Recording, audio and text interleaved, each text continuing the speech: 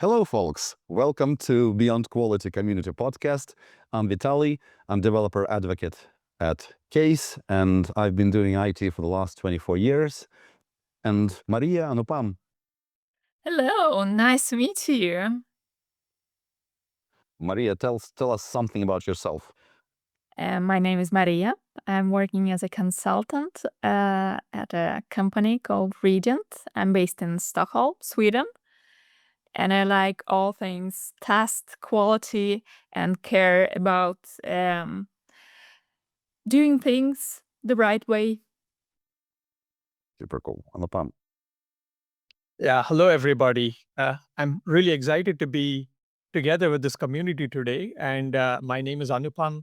I come originally from India, but I live in Berlin now. And I work currently as a freelance test developer or, a test automation architect.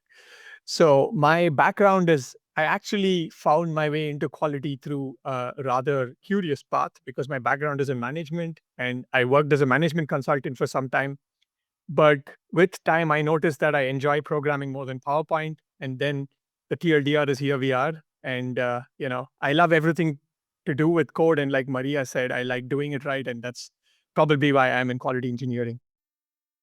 Thank you so much. Yeah, I want to say a few words like why we're all here.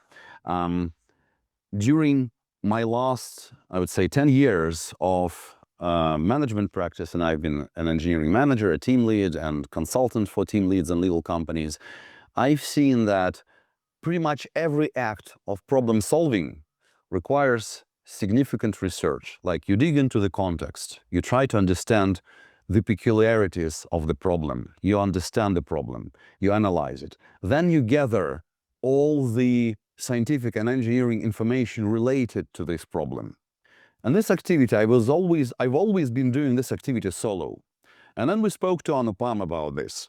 And he said that, yes, he was doing this solo as well, like reading some posts and reading some books and reading some research papers and then coming up with a solution to a certain problem. And then we spoke to Maryia about the same thing. And she said, yes, it's exactly the same. So like we all share this approach to work where we work pretty much solo.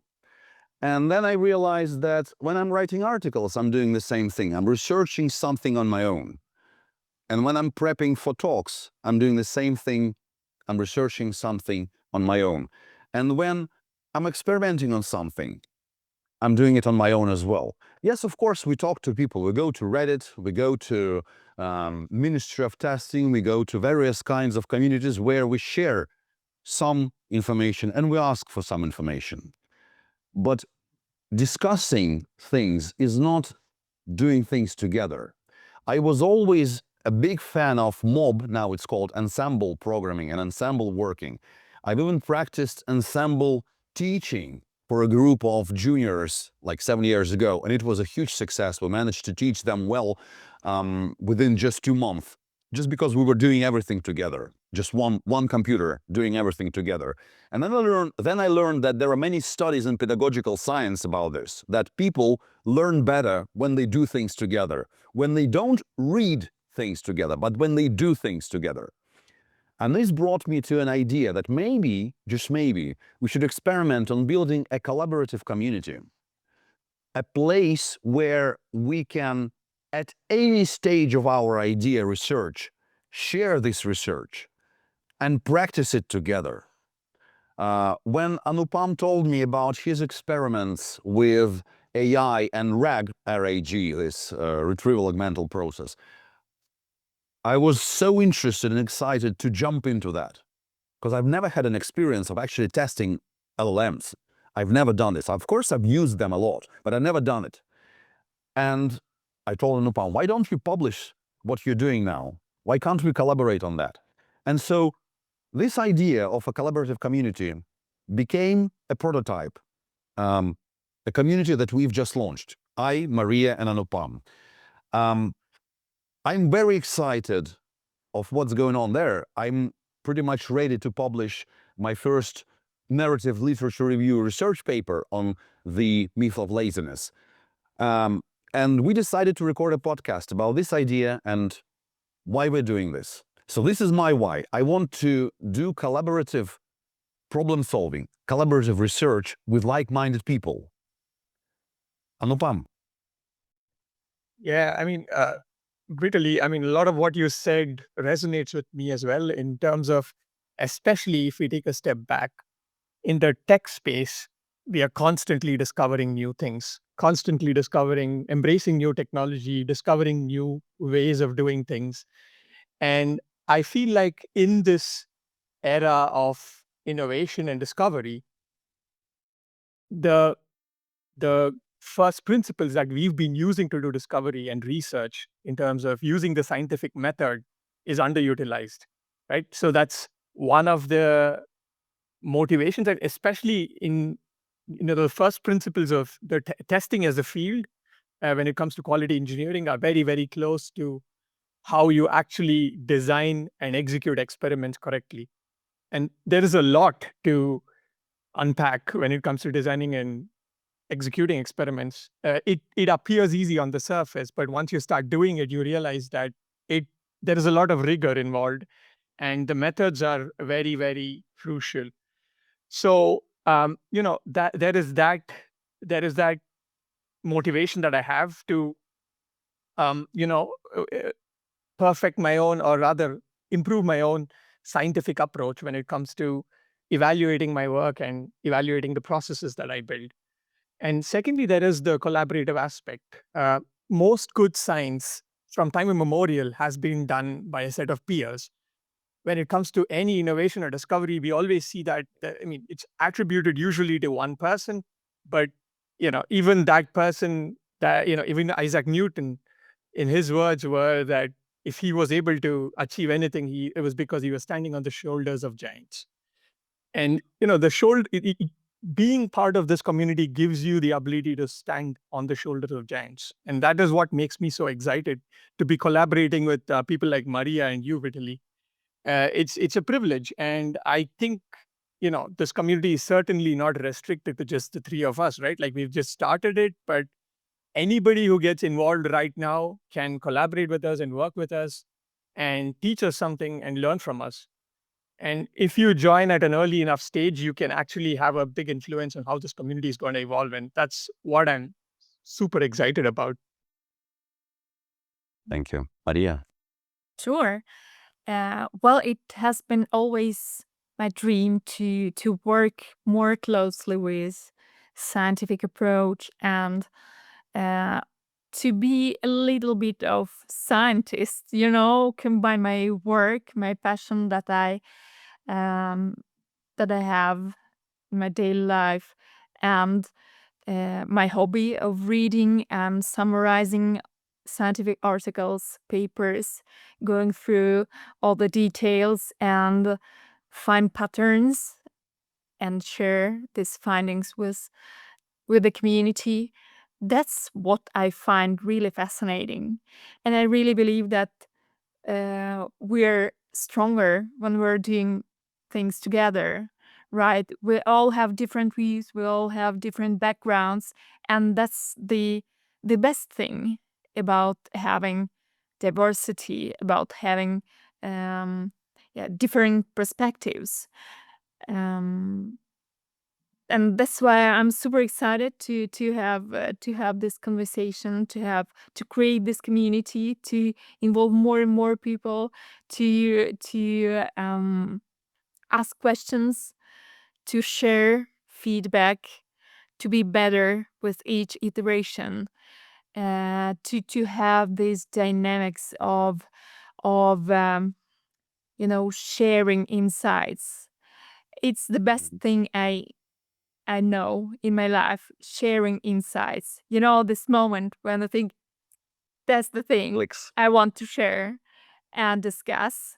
That's the best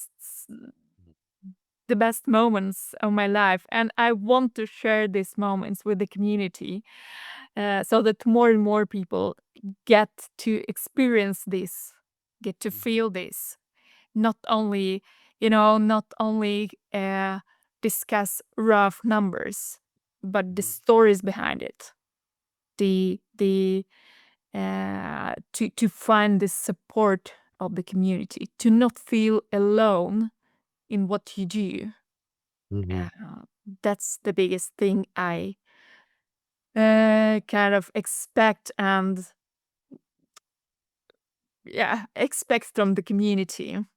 And I wish this wish would come true.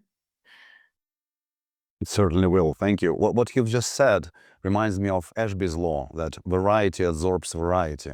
We now have LLMs capable of shooting a lot of variety at us. But if there is an information asymmetry, so let's say if I never touched LLMs testing for security as you're now researching, or for just RAG as you're, Anupam, researching now, I cannot, if I ask ChatGPT, what do you know about security and AI? I do not know if the answers of ChatGPT, if this variety is good or not. The only way for me to validate if the answers are good or not is to actually dig deeper. And digging alone is extremely hard. We've all been there. We've all read countless books and research papers just to tackle just one problem.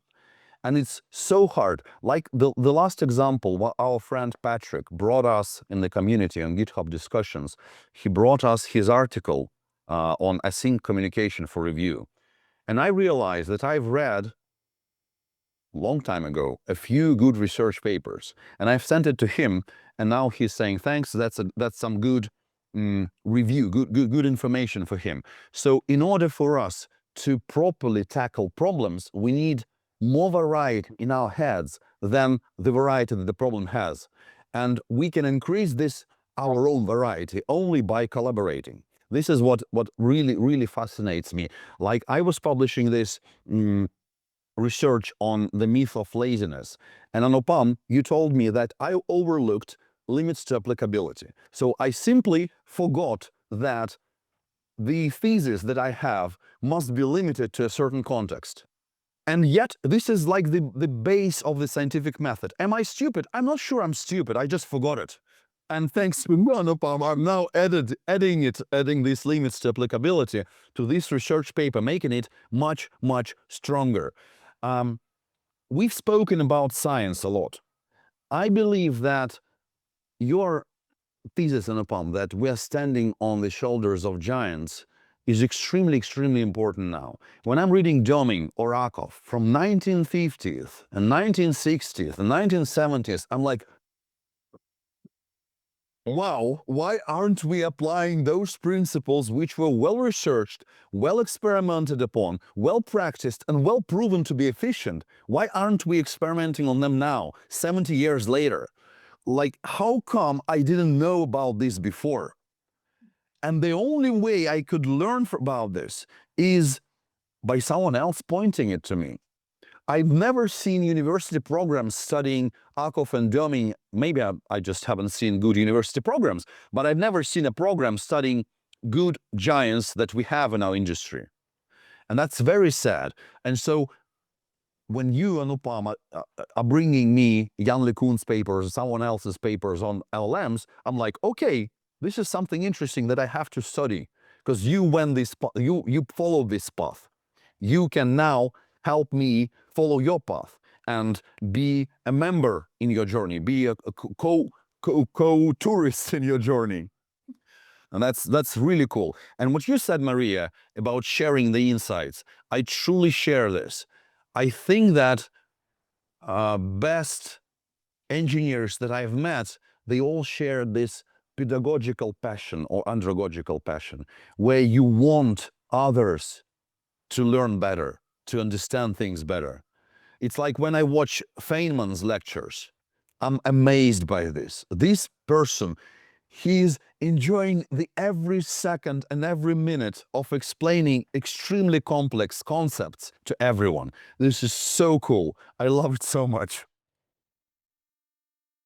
Yeah, and I think an important point to be made here, Vitaly, to complement what you said is, firstly, I resonate fully with reading the classics and having these aha moments in terms of, I can give you a concrete example of reading The Psychology of Computer Programming. This is a book by Gerald Weinberg. I think it was written in 69 or 71.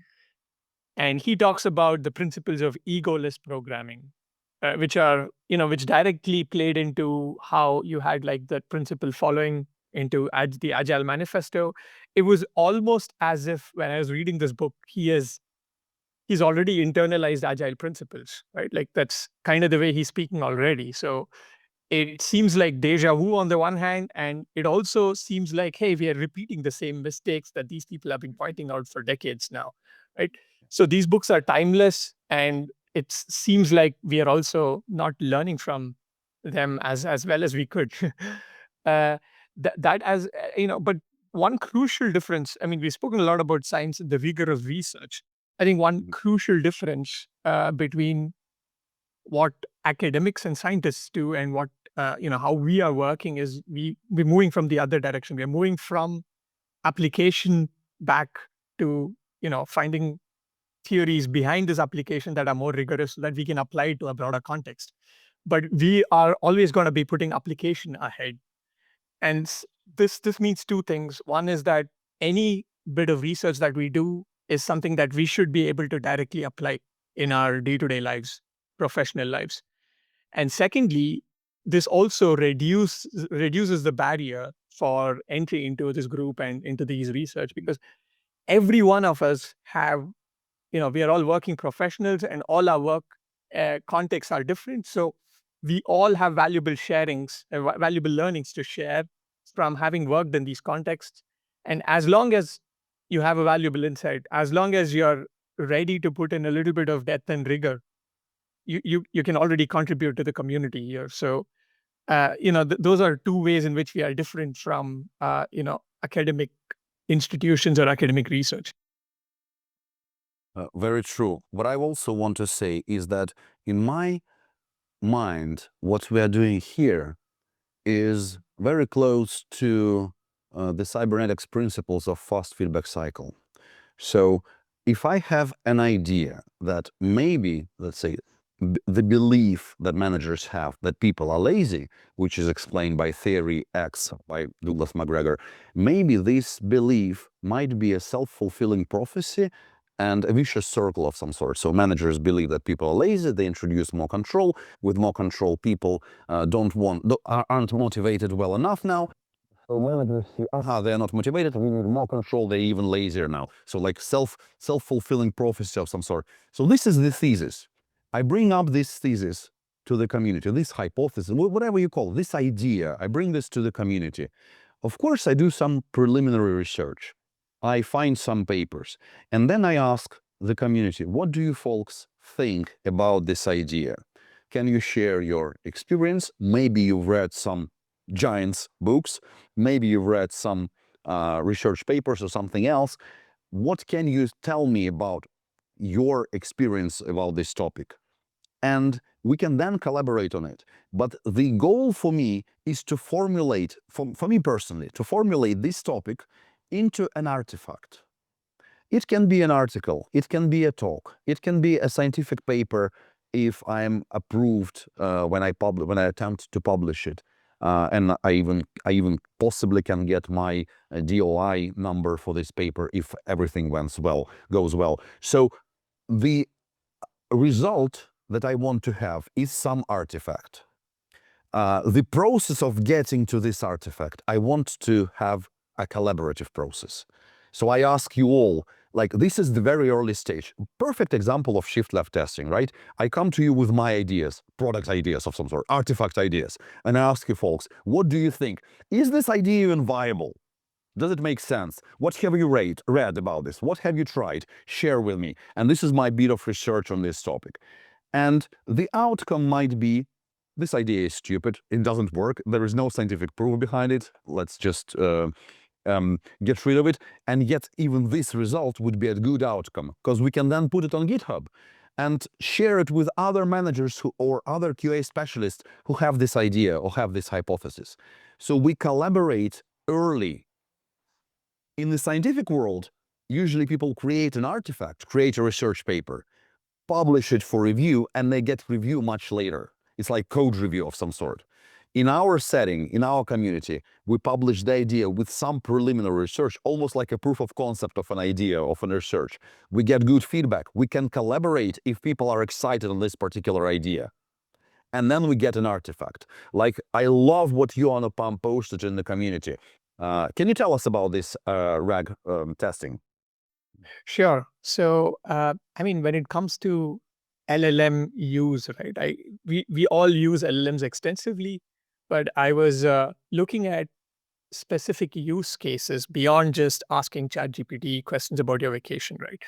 So, what specific use cases that are relevant to our workplace that where what are these use cases where we can put LLMs to use? And this is where retrieval augmented generation really came to mind. It's a very, very popular use case for LLMs and actually fairly well established in this industry that's moving very fast. And what it entails is providing the LLM with some custom data, access to your documentation, some database, and based on this information, you ask the LLM questions, right? So you use the LLM as a conversational interface to documentation or something else which is more abstract. And I think that's a very, very powerful use case. And I've also seen that in the market, there are lots of companies which are started to implement their own RAG models. Any chatbot that you see on most support forums, if there's an LLM behind it, it's mostly using RAG under the hood. In fact, a more accessible a more accessible instance of where RAG is used is you upload a document to an LLM. If you give ChatGPT a PDF with, say, 30 pages, and then you ask questions to ChatGPT about this PDF, what ChatGPT is doing under the hood is it's breaking this PDF apart and storing it in different pieces, and then it's retrieving that piece of context that is most relevant to your question, and then formulating its response. So that is, in a nutshell, what RAG does. And as a quality engineer, my specific, even more specific area of interest is once you build a RAG model or once you have a RAG model, how do you qualify it? How are you able to say that this is being reliable, right? So taking a step back, finding out what quality attributes are relevant for this, and actually putting a number behind it, putting an evaluation behind your RAG model is what excites me a lot. And just by reading through and researching together with the community, I found that there are actually frameworks and assessments which are slowly becoming standards in this industry, which is a really surprising insight. I didn't know that we were going that far, right? So right now I'm in the process of taking one of these models and evaluating it with a RAG model that I've built, which is very rudimentary, but as a proof of concept, that's what I'm trying to do. Yeah, this is super cool. And this is where I see the community can shine and will shine and does shine now. Because now I'm so excited to jump in to feed this model with my data, because I have a set of books on psychology. I want to feed those books into the model, and I want to talk to them. I want to build my own benchmark to assess if this RAG model works. But I would never have enough time in my work day to do it on my own. And doing it together is just beautiful. Yeah, And that's indeed. the same approach with, not the same thing with what Maryia is doing. Maryia had a great talk about security and AI. Can you share us, Maryia? Yeah, sure. Well, I believe that it's very important to connect science and different regulations to practical applications, and that's why I had this idea of doing research and comparing different types of regulations like NIST and EU AI Act, and compare it to more practical guidelines like OWASP top 10 for LLM applications and so on, and find some similarities, find some differences, to tell what's the real case, what the real life application of all of these regulations and recommendations, and kind of try to connect it to real life. That's where my point is. Because of course we all need to follow different rules and laws and so on, but how are they connected to what we really experience when we do things at work, when we implement AI applications in different forms, whether it's an LLM, chatbot, or maybe video surveillance system, or maybe even more complicated systems. How are they connected? And that's my main goal with the research that I've just started. And of course, I did some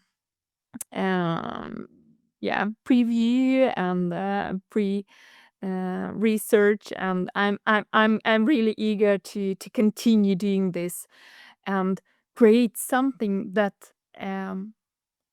that helps people out there working on real life projects to apply different guidelines more meaningfully, to know where to focus,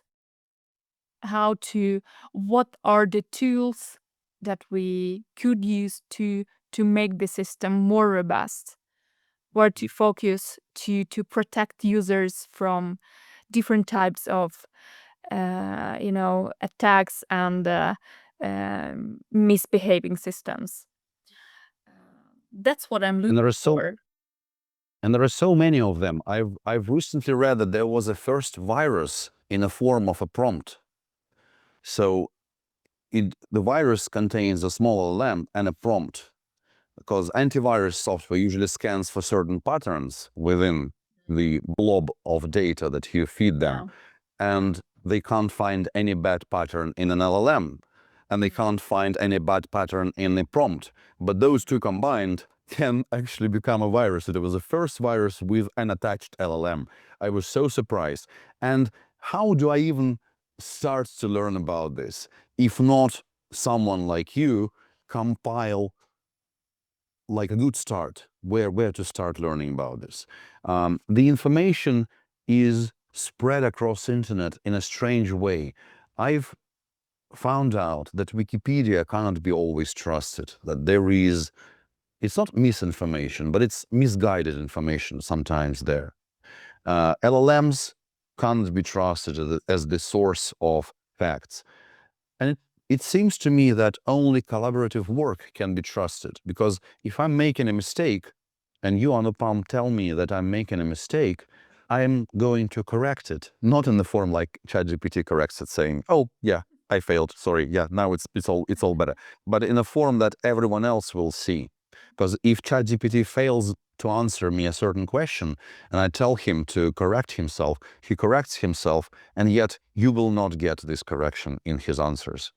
And that's the problem with LLMs, and that's the problem with the abundance of bad advice on the internet as well. So what you are saying, Maryia, that we need, and you are saying, Anupam, as well, we need to connect science to engineering. And I love what you're saying, Anupam, about the problem-based approach. So we have a problem. Like with my research about laziness, I've seen so like 20 or maybe 30 engineering managers coming to me and asking me, "Vitaly, why are my engineers so lazy? What can I do to make them work better?" I'm like, "Oh, please stop." And every single time I had this problem, I had to combine all this information and give it to the people. I think if we have it in a form of an easily accessible papers or any other form of artifacts that people can look at, and also add there that the artifact is incomplete. Let's say some engineering manager is not persuaded by the artifact we prepare about laziness. I would then ask this engineering manager to add why they are not persuaded. What am I lacking in this information? What can I add to this model, artifact, whatever, to make it better. Or maybe I'm wrong, maybe I'm completely wrong, maybe his experience shows that I'm completely wrong, and that's beautiful. That's beautiful because it shows that my thesis has more narrow limits to applicability. And this is exactly what you're, Maryia, saying about AI as well. Like, if I live in France, I have a certain regulations in France about AI. You live in Stockholm, you have certain, I mean, maybe your regulations are different, but how do I even find out what should I do if I aim to set up my own LLM? I will go and read papers, that's for sure. But is everyone ready and well prepared to read a significant amount of books and papers? Maybe we can help them. Maybe we can combine what we're talking about anyway into an artifact. This is the beauty of the community, that we can together build something which suits many people. I think the important point is also kind of trying to democratize research, to make it available to everyone, not only to, scientific institutions with a lot of obstacles to get to the point, just to be able to create a scientific paper. Yes, of course, we're maybe not scientists, but we still can do that together if we get together and kind of brainstorm and share our ideas. Then we can produce something meaningful with the connection to practical engineering tasks. Yes, this is very true. So when I've prepared a draft of a survey in my research on economics of testing. I've prepared a draft on a survey. Anupam reviewed it and commented on it. Very good feedback, thank you. But as soon as we complete our review cycle with Anupam, I'm going to invite a sociologist to review how this survey should be done from the sociological standpoint, so it's valid. Because I have seen countless surveys done really badly in terms of that the results of these surveys cannot be properly analyzed. And there's actually, and so in the community, it's very simple. I just send my pull request or whatever to a person who is who knows sociology really well, and he can or she can then just approve pull request or change something there. This is very, very democratizing, as you're saying, Maryia. We can invite experts in the field with a well-built hypothesis or proof of concept or something. Like you, Anupam, you're doing this RAG research. And I have two friends who are PhD level mathematicians and like experts in this particular field of LLM training and RAG and everything. So now, as soon as you and I, as soon as we, or anyone else if joins, as soon as we test that it kind of works, we can then invite experts in the field. Just give them the link, have a quick call, say, Ivan, can you please help me with this particular thing? I do not understand it. Or am I right in this and this and this? Like if it was just me trying to approach a sociologist without any artifact, like how can I build a survey? Well, it's going to be a lecture for 6 hours, right, on the basis on the basics of sociology, and I will have to pay quite a significant sum to get this done well. With the community, it's much easier, and this democratizing is extremely important for me. So we get our ideas, we collaborate on them to make some artifact. We invite experts, if needed, to help us review these artifacts. And then we either create a talk or a model, like a program, which can be used, or an article or a set of articles or a white paper and try to publish it. It's up to us what to do with this data then. This is so cool. I love it. But how would we take a step back, Vitaly and Maryia, and talk about the other aspects of our community? I mean, we've spoken a lot about research and the opportunity that it opens up to do rigorous work. But even if we take a step back and explore how we met, like I met Vitaly because of a meetup that he organizes in Berlin, and I spoke at the meetup. And for my talk, it was invaluable to receive Vitaly's regular help in helping me prepare and making this talk a success.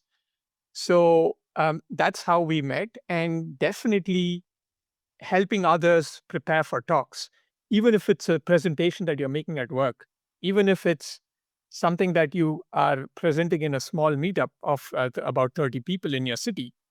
That is one thing where we can help, right? And one of our core principles in the community is to help others succeed with care and generosity. And one of the ways in which one of the ways in which we invite people to participate other than research is to either, there three things come to mind. If you want to prepare for a talk or a presentation, you can bounce those ideas off the community, get some feedback, and maybe even get some good stories as examples to include in your talk. The second opportunity would be the same thing, but for article writing. If you want to write an article, you could get good feedback from early drafts. Our friend Patrick has already done this. And, that's one more way in which you can participate. And a third way is, let's just say you're facing any sort of problem at work and you just need other people's experiences to weigh in on how you can solve this problem because they might have encountered something similar in their work lives. There's also an opportunity to simply ask this question and get our feedback on this problem. And although our community is called BeyondQuality, we are not just quality focused professionals here. And as you can see from the list of topics that we've discussed, we've talked about RAG, we've talked about, um, you know, we've even talked about management topics such as the myth of laziness is actually a paper on management. So anything to do with tech, the tech industry and the tech professional environment is something that we invite, right? So I just wanted to speak a few words about how are the other ways in which you can get involved in the community other than just research. Thank you so much. Yes, I was always helping speakers at my meetups to prep.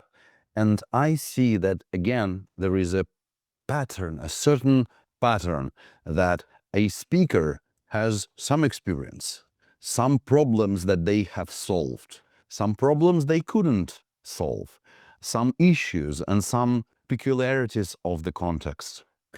And all I do in my prep help is I simply help the person formulate it better, let's say, enrich it with the theory, enrich it with whatever, with all the experience they have, and formulate into an artifact, because the talk is an artifact that you present. You have some ideas and some flow, and you present it.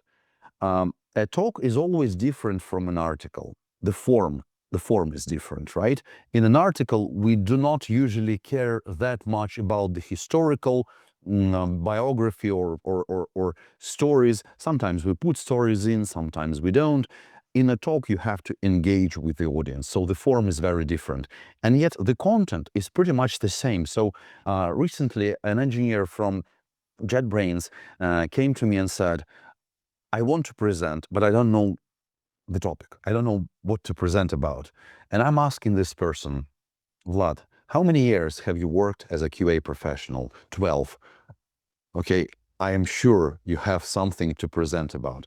And so this is an early feedback, the earliest feedback possible that I could get to a speaker, that I know that he has topics. Now, what is the method for the person to extract, to put the topics out of his head? Well, first, speak about the experience. Speak about the most painful problems or most painful projects or failed projects or painful but succeeded projects. And he provides a diversity of topics. This process can be well done within the community as well. So any person can come and say, I'm a QA professional with 10 years of experience. I've done this and that. I think my good topic could be about this project, which failed or which succeeded. How do I even start? And if we see that many people ask this question, we can create an intro, like a manual, how to start. This is the beauty, that if things are done in public, if speakers prep is done in public, if article prep is done in public, we can see recurring patterns. And we can help people then just follow these recurring patterns. And this is beautiful. I totally agree, and I find it very that there is always this pattern of how to start. The hardest part is how to Yeah. start, how to get going. Mm. And the thing is, usually at work, it's not that easy to find a professional that has this experience, Mhm. because there are not that many people who speak on meetups, and especially on international stage and so on. And I kind of want to create this open space to to to to make it easier to get going, to start creating articles, talks, whatever, to amplify our networks and connect experienced professionals with novices who have the potential, the will, and who want to start this journey. I think that's the best thing about the community, because there is no borders, there are no restrictions. You can ask anything you want, and you will get help. That's the main idea. You know, once it was fun. I was helping women tech makers back in St. Petersburg ages ago. Intel, I think it was Intel's program. The program focused on actually helping women to start presenting on stage. And some of the women there, they were junior developers or junior QAs.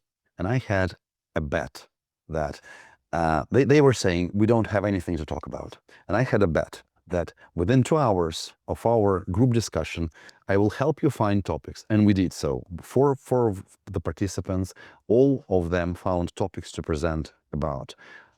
Maybe these topics won't fit into an international conference, but they will be perfect for a meetup. And that's a great start when you're just starting. Because I was telling them that you are already junior developers. You are much ahead of those who aren't. You can share so much with those who aren't. And you can share your experience to your team leads. What was bad, what was good? What is hard to learn? What is easier to learn? What is your onboarding program like? Is it efficient or not? So much to talk about. And when you have 5, 10, 20 years of experience, it's like you can be speaking for a year straight and still not exhaust all the topics you have. So yes, this is again a democratizing spirit and democratizing place where you can say, I don't know how to start, and Maryia's guide, which she's just started, will help you. And I will add, and I will ask my partner, who is a theatrical coach, to maybe add something there as well, because people sometimes are afraid of stage, and this problem can be solved as well.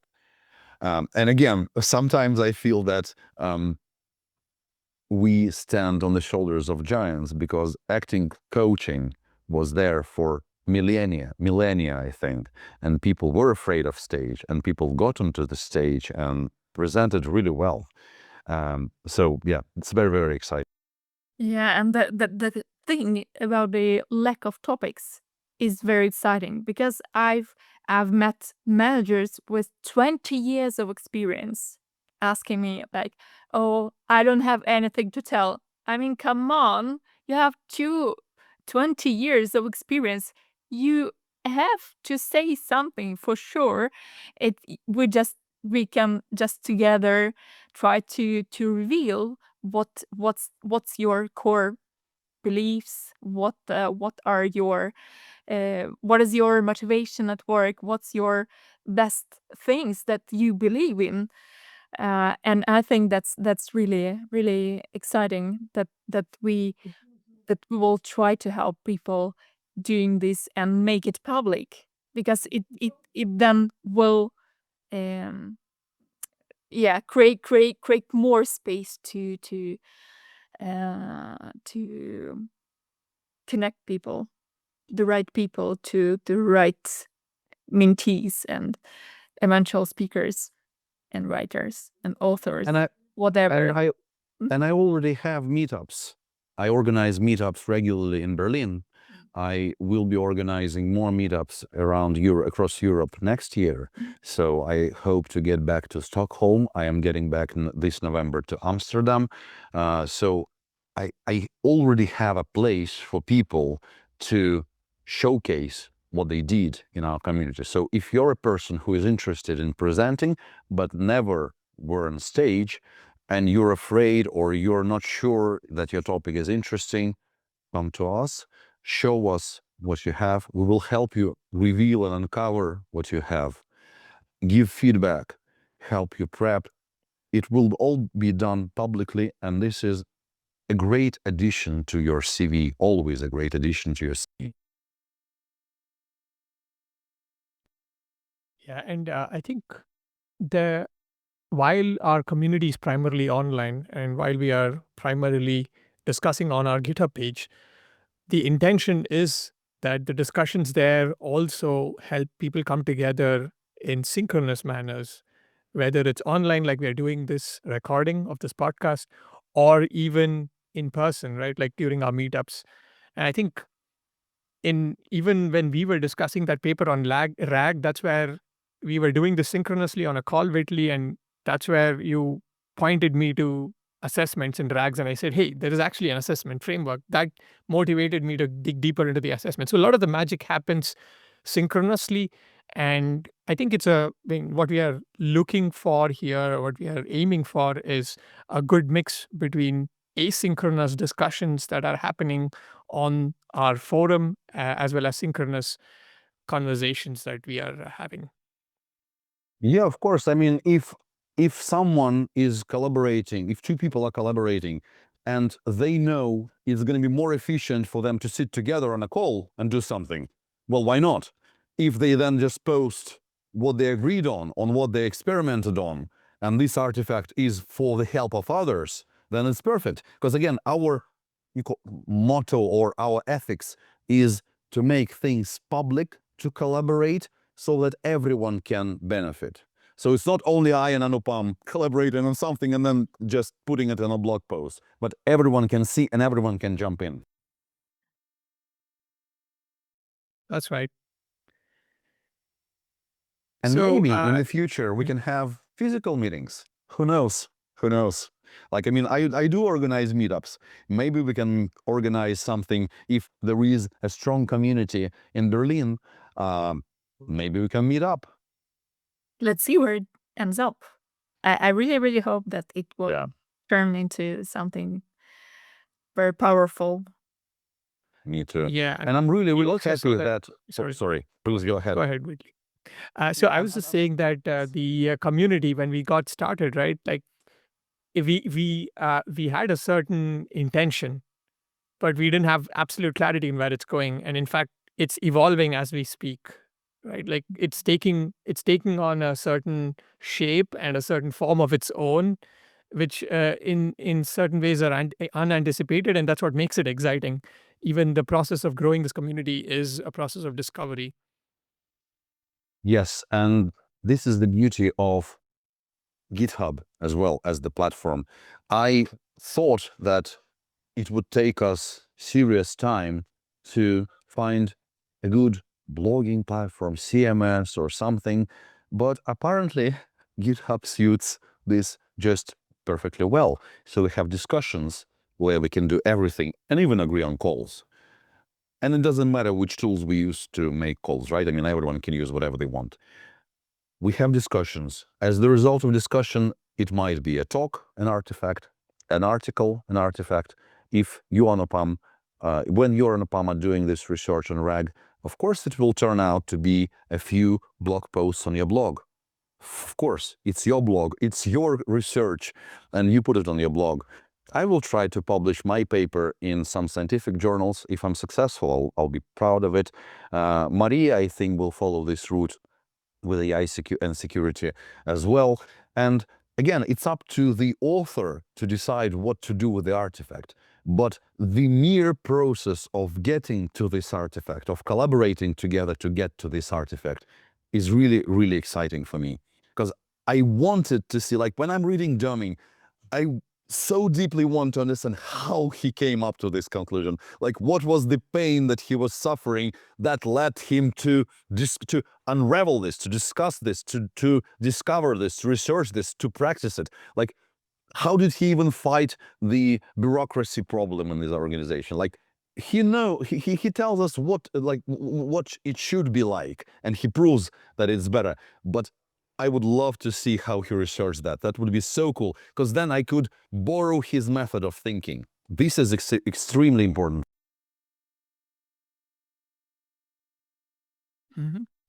So, we've spoken a lot about the community and what we're doing here. So, how can people get involved? Yes, very easy. You all have GitHub account, I'm sure. I mean, everyone who listens to this must have a GitHub account, I think. And so you just go to beyondquality.org website. There is a good link, big link to GitHub. And you go to this GitHub, you see artifacts and you see discussions. You can jump in to the discussion. You can start research discussion. You can start general discussion, whatever you want. And come up with an idea, ask for feedback, or ask for critics, or ask for more information on the topic, or ask if everyone else thinks that this topic is good. Get help and collaborate with others, because you can see discussions there. And if you go there, you can pick any and collaborate if you want. If you're excited about Anupam's research, well, jump in. If you're excited about Maryja's research, jump in. If you have something to say or criticize in my research, I'm really welcoming. Our ethics is that we want to be generous to others, to help others, and we want to do things together. Right, and there is no limit to what's enough to kind of get involved, right? Even if you want to just highlight something, that's perfectly good. If you want to just put a like and or make a comment, you're welcome. And we're really open to any sort of feedback and support, and everyone is welcome.